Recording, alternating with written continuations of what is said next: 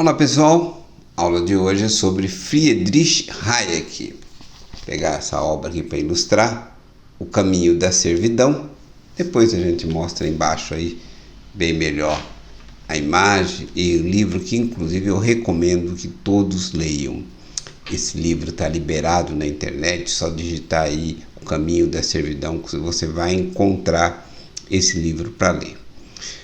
Quem foi Hayek? Hayek é um dos membros da chamada Escola Austríaca de Economia e como característica daquele período, o cara não fazia economia propriamente, né? Ele inclusive foi professor de ciência política e se doutorou inclusive também em ciência política e foi professor de política na Universidade de Viena. Ele trabalhou em várias universidades do mundo afora, na Inglaterra, nos Estados Unidos, e ele ganhou o Prêmio Nobel de Economia em 1974, por incrível que parível ou por incrível que pareça, né, a obra principal que fundamenta inclusive o Prêmio Nobel é essa obra, O Caminho da Servidão.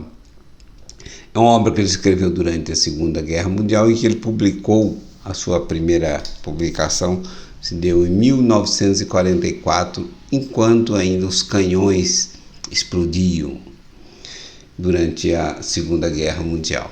Então é importante, eu acho que talvez essa seja uma obra muitíssimo importante, talvez a mais importante, e até nesse sentido a aula vou dividir em duas etapas para ficar mais breve a primeira e depois faço a segunda aula. Em se tratando dos dias que nós estamos vivendo hoje no Brasil e no Ocidente de modo geral, né?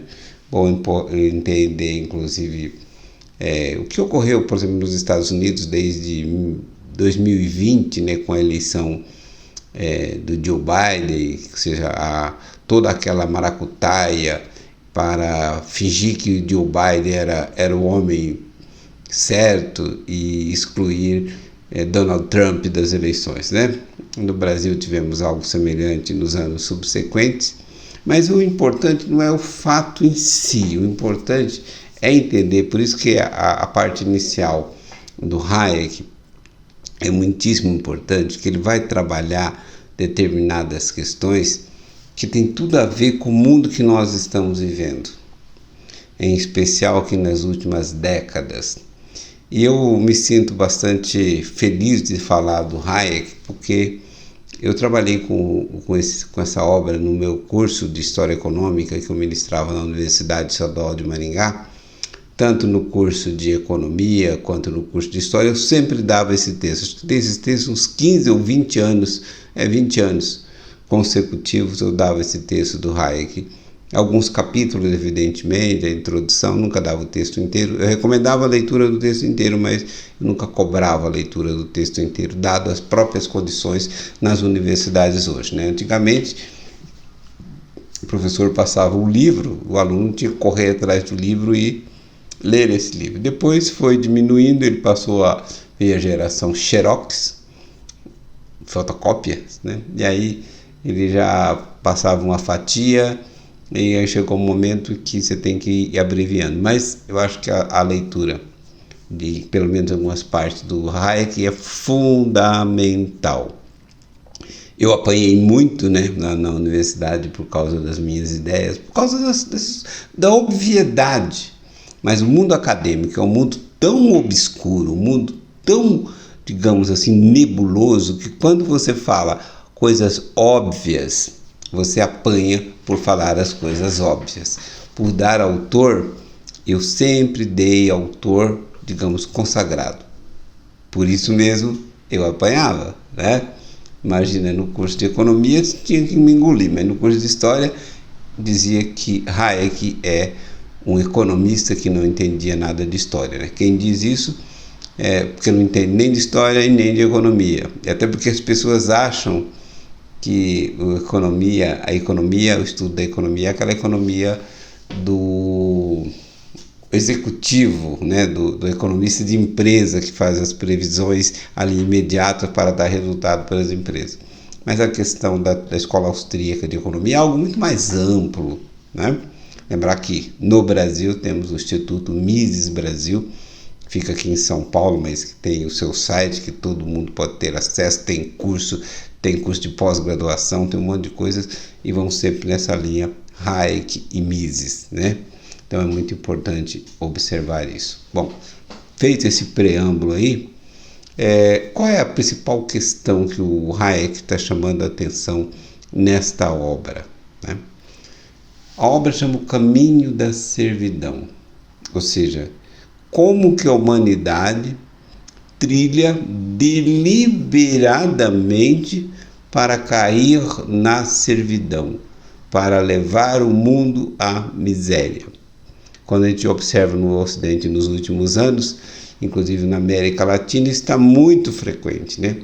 Os países vão saltitantes rumo ao abismo, sabem que ali está o abismo, mas buscam isso porque aqueles princípios que estão conduzindo eles a essa direção são princípios muito sagrados e que já estão, digamos assim, assimilados na sua forma de pensar. Tem um termo que eu gosto de usar, que até usei no outro livro sobre as universidades, que eu digo que houve uma adaptação, né? Houve uma mudança no DNA do raciocínio. Então, o intelectual, o homem de universidade, o pensador, e aí se estende até o povo, de um modo geral, ele aprende a pensar de uma determinada forma. Por isso que é sempre muito bem quisto, sempre muito bem visto a questão da rebeldia, né? Então, o ser rebelde é aquele descolado, é aquele que entende contestar as tradições, olha, negócio jóia, é isso mesmo, tem que contestar, né? Mas o Hayek está muito preocupado porque ele está vendo que o mundo está caminhando para o totalitarismo. Lembrando que ele está vivendo nesse período que ele escreve, né? Na década de 40, no começo de 42, 43, é o período que ele está escrevendo esse livro, e que ele publica aí em 44, né? O mundo está sob domínio da União Soviética, né? O grande país socialista, digamos, raiz. O mundo tem ainda a Itália, que é o socialismo fascista, né? Corporativista. A Alemanha nazista, que também é o socialismo corporativista. Mas não são esses países, não são os acontecimentos da União Soviética, da Alemanha e da Itália que preocupam o Hayek. O que preocupa o Hayek são as ideias que são cultivadas no Ocidente, inclusive na Inglaterra, que é digamos assim, o foco que ele está acompanhando mais de perto. Então, muitas vezes, a gente tem aquele pavor do que está ocorrendo lá fora e a gente associa aquilo àquele determinado povo. Pegando aqui do Brasil, a gente olha para a Venezuela, olha, os venezuelanos estão assim, assado. Mas a gente esquece que na sua universidade, na universidade, vou ajeitar a luz aqui melhor, na universidade do seu filho, na escola do seu filho, o professor que você paga, ele custa caro para você, ele tem exatamente a cabeça dos teóricos, vamos chamar assim, bolivarianos. Ele pensa exatamente como o Foro de São Paulo. E muitas vezes ele faz isso por ação deliberada, pelos seus interesses, até por ser uma pessoa mal resolvida, que não se entende muito bem na sociedade. Mas o problema maior é que muitos fazem isso por absoluta ingenuidade. Isso é um fato. Tem muitos que fazem por ingenuidade. E aí você, às vezes, pai também ingênuo, que é uma beleza, paga uma escola cara para o seu filho receber esse tipo de orientação, para mexer, né, no DNA do raciocínio do seu filho, que ele vai passar a ver tudo nesse formato, né? Parece um negócio meio enigmático, mas é real. Então, a grande preocupação em Caminho da Servidão, vou mostrar mais uma vez para fixar, né, do Hayek, não é o totalitarismo que está em curso na Alemanha, que naquele momento já está, digamos assim, sendo vencido, mas ainda demora. Guerra você só sabe depois que termina, né? E que está em curso na Itália também, já em fase terminal, e na União Soviética, que aí, digamos assim, acaba saindo da Segunda Guerra Mundial com muito mais força do que entrou, né? O pensamento socialista, ou seja, a sociedade socialista soviética, ela sai com muito mais força da Segunda Guerra Mundial do que entrou, porque ela até tem grandes prejuízos materiais, humanos, mas ela tem um ganho incomensurável em termos de mentalidade. Então, a opinião pública e publicada e pública, né? Depois até uma hora a gente fala sobre esses detalhes, do mundo, passa a ser uma pró-soviético, né? E é por isso, inclusive, que a imprensa internacional, inclusive o New York Times, esconde do mundo um dos maiores massacres da humanidade, né? Provavelmente é um dos maiores massacres da humanidade, que é o chamado Holodomor, né? Que é o Holocausto Ucraniano, onde em menos de 8 meses, cerca de 8 meses, 7 milhões de ucranianos pereceram, seja pela bala ou maciçamente pela fome, porque o partido comunista retirou dos ucranianos toda essa semente, todos os alimentos que eles tinham, seus cereais que iriam mantê-los vivos. Veio o inverno e eles pereceram de fome em números de milhões, né? Fala aí de 6 a 7 milhões de ucranianos. Então, e por que essa tragédia foi escondida? Porque essa tragédia, se revelada, contrariava aquilo que os homens intelectuais do Ocidente tinham na cabeça, né? Então, o Hayek chama atenção que o grande perigo não é a ideia, digamos, nazista pura. O problema que ele chama atenção é que ele fala assim, vamos entender o que é que se passava na Europa, e inclusive na Alemanha, não durante o início do governo nazista, ou durante a vigência do governo nazista, mas o que se passava na Alemanha 20 anos antes, principalmente aí no intervalo da Primeira Guerra Mundial até chegar a ascensão do nazismo. Quais eram o tipo de ideias que prevaleciam ali? E ele vai destacar que há um desprezo completo pela ideia da liberdade. Então, digamos assim, a liberdade morreu na Alemanha por uma coisa muito simples, porque não tinha ninguém não tinha nenhum segmento significativo que defendesse a democracia, que defendesse a liberdade. Ao contrário, os jovens, sempre os jovens, tinham nojo da perspectiva de liberdade, de livre mercado, de liberdade de expressão, porque já estavam na perspectiva da necessidade e já tinham, né, também uma verdade, um caminho, uma teoria a ser defendida. E quem tem uma verdade a ser implantada não vai apostar na liberdade, porque a liberdade ela permite que a sua ideia, a ideia que você tem cristalizada como certa, como bem para a humanidade, ela possa perecer diante dos outros argumentos e que diferem dos seus argumentos novos que vão contrapor aquela tese que para você é cristalizada, né? Então, é exatamente isso que os jovens, inclusive alemães, não queriam ouvir. Então, na Alemanha, a partir da década de 20, você tem dois segmentos muito fortes, totalitário, crescendo e se divergindo por questão de espaço, não por questão ideológica funda, né, profunda, que é o nazismo, o totalitarismo nazismo, do Partido dos Trabalhadores Alemães, do nacionalsocialismo, e do Partido Comunista Alemão. Então, você não tem na Alemanha, o momento pré-nazismo, nenhum segmento voltado à defesa da liberdade do mercado, né? E qual que é o problema disso que ele está falando? O problema que ele vê é que na Inglaterra é a mesma coisa.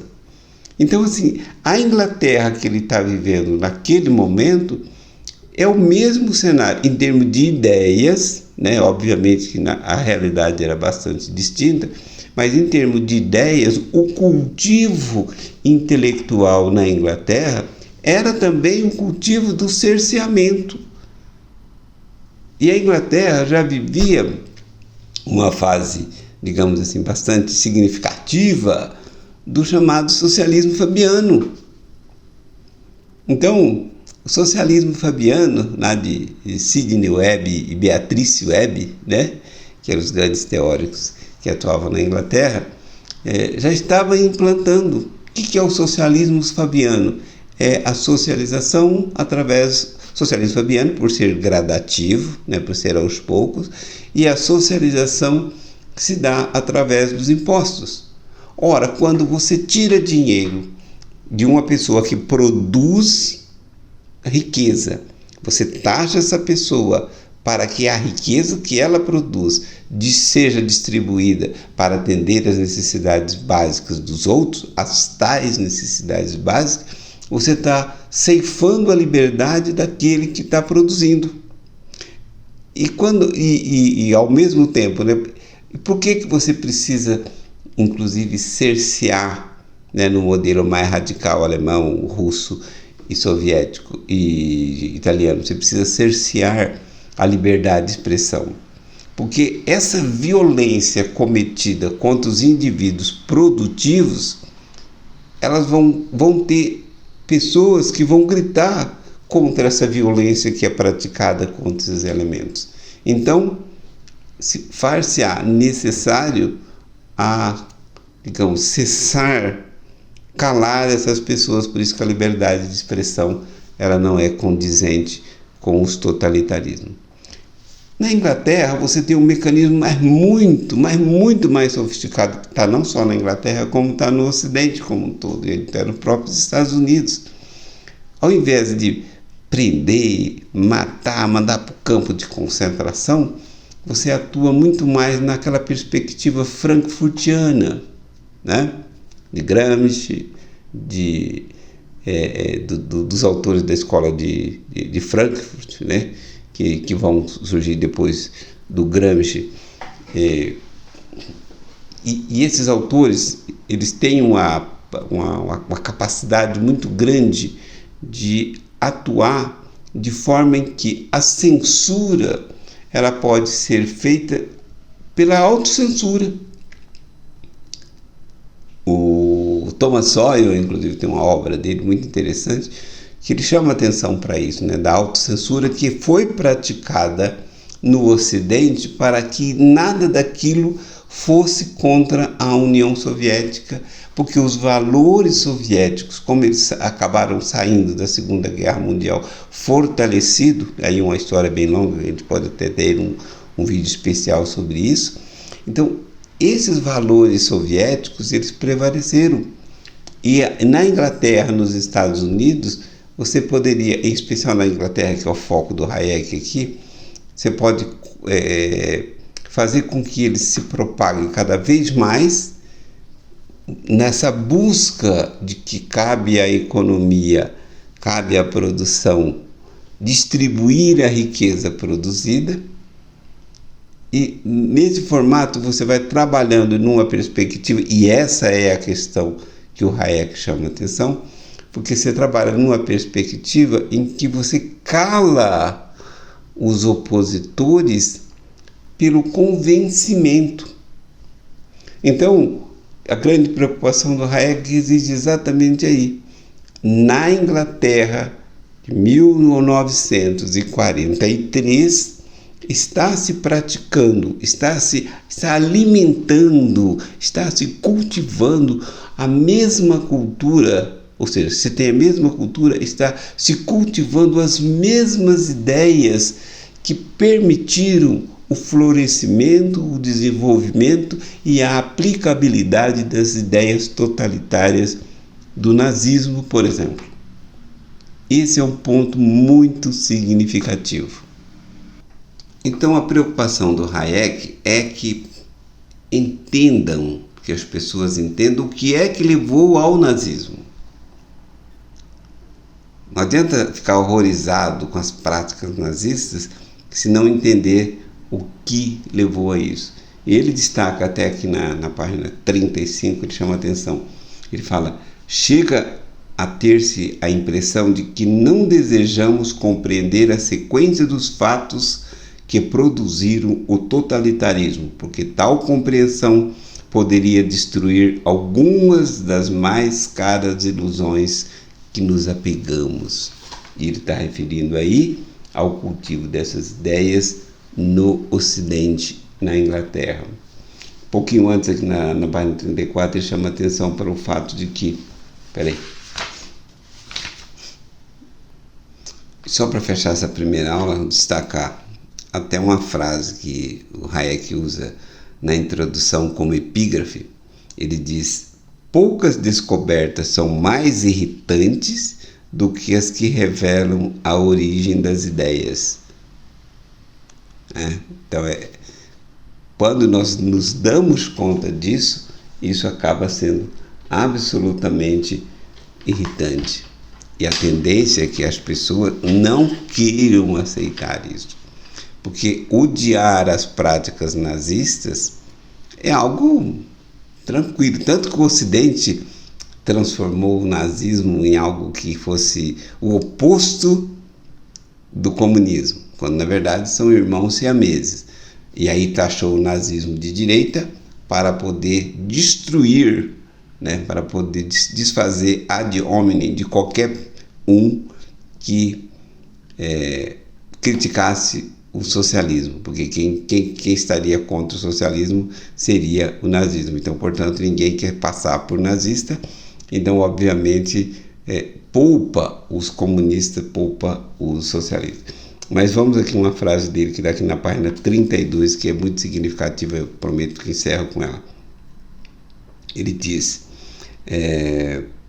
não é com a Alemanha de Hitler, a Alemanha da presente guerra, que a Inglaterra já apresenta semelhança, mas os que estudam as correntes de ideias dificilmente deixarão de observar que há mais do que uma semelhança superficial entre o rumo do pensamento na Alemanha durante e pós a Primeira Guerra Mundial e o atual rumo das ideias neste país, portanto, na Inglaterra.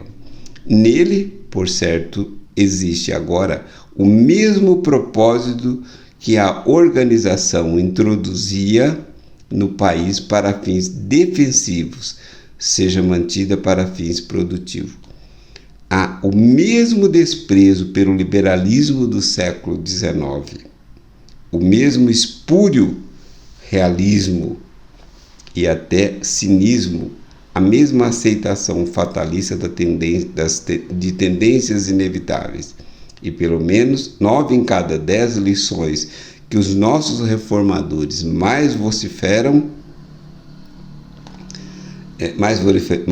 dos nossos pensadores mais vociferantes, tão ansiosamente desejam que aprendamos com esta guerra, são as mesmas que os alemães aprenderam com a última guerra, em que muitos contribuíram para produzir o nazismo. Então, este é o ponto.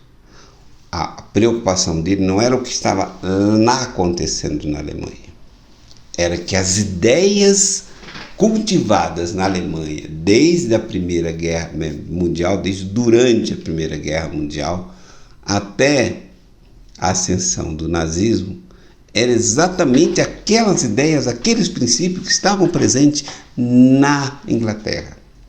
E hoje vemos na nossa sociedade muito comum as pessoas digamos assim, fica horrorizada com algumas práticas que ocorrem na Venezuela, na Coreia do Norte, em Cuba, até na Argentina, mas, no entanto, abraçam aqueles princípios, como ocorreu nos Estados Unidos para a eleição de Joe Biden. Houve digamos assim, um convencimento que veio lá do ensino fundamental para as crianças americanas, a ponto de que os intelectuais americanos, e inclusive as chamadas Big Techs, que obviamente também tem interesse financeiro, mas o problema maior não é o interesse financeiro. Esse é um ponto importante, que acho que eu sou bastante solitário nessa defesa. O maior problema não é aquelas pessoas que se corrompem. O maior problema são as pessoas que estão corrompidas na sua concepção política, que são corrompidas já no seu DNA cognitivo. Então, tem uma perspectiva negativa. E aí, a aversão a tudo aquilo que seja mercado. Por incrível que pareça, no Brasil, a Faria Lima, que vive de ações, que vive de mercado, tem a sua essência anti-mercado. Tanto é que colaboraram maciçamente com dinheiro, fizeram campanha para eleição do Lula, que é anti-mercado. Por quê? Porque os nossos homens de mercado, eles pensam de forma socialista. E por que pensam de forma socialista? Porque fizeram universidade, fizeram curso de economia, e eu fui professor 11 anos do curso de economia da Universidade Estadual de Maringá, portanto sei do que estou falando. O curso de economia, em geral, ele é um curso para formar economistas socialistas. Se é que existe, se essa palavra pode ser proferida, né? Esse termo pode ser utilizado. Formam administradores, as boas e caras universidades, para administrar empresas no socialismo. Boa parte da grade curricular dos cursos de graduação, tanto de economia quanto de administração, é de formação política.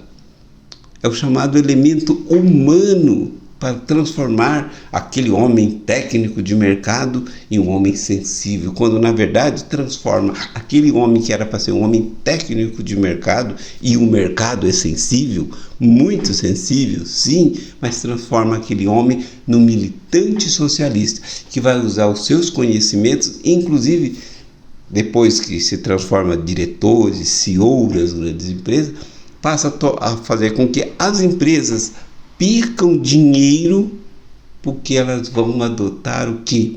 Elas vão adotar a perspectiva para o atendimento, desde o preenchimento de cargos importantes nessas empresas, da pauta identitária. Por exemplo, essas empresas vão ter uma preocupação muito grande com a maluquice do tal do aquecimento global, das pegadas de carbono, e com isso elas vão perder dinheiro, porque não vão ter eficiência no mercado. Se não tem eficiência no mercado, elas não vão ganhar o que poderiam ganhar, e com isso essas empresas são conduzidas nesse sentido. Além dos tradicionais, o papel social da empresa, e digamos assim, essa forma doentia que o Hayek já apontava na década de 40 na Inglaterra, está presente aqui, que o empresário, muitos dele se convencem disso, que que a empresa tem que ter um papel social. Esquece, ou por má fé, aí não sei dizer, que o papel social da empresa é fazer os produtos que o seu consumidor quer comprar. Fazer produto eficiente, com preço acessível, né? Dado a concorrência, os preços vão declinar. Então ele vai ter condição de atender os seus clientes. É para isso que as empresas existem, e é isso que é o grande papel social das empresas. Se ele quiser fazer uma escolinha na comunidade, pode fazer também, não tem problema. Mas esse não é o papel da empresa. Isso é um papel filantrópico que as empresas podem fazer, que todo cidadão pode e deve fazer. Mas esse não é o papel social da empresa. Está fechando os 30 minutos, encerro aqui e voltarei na aula 2.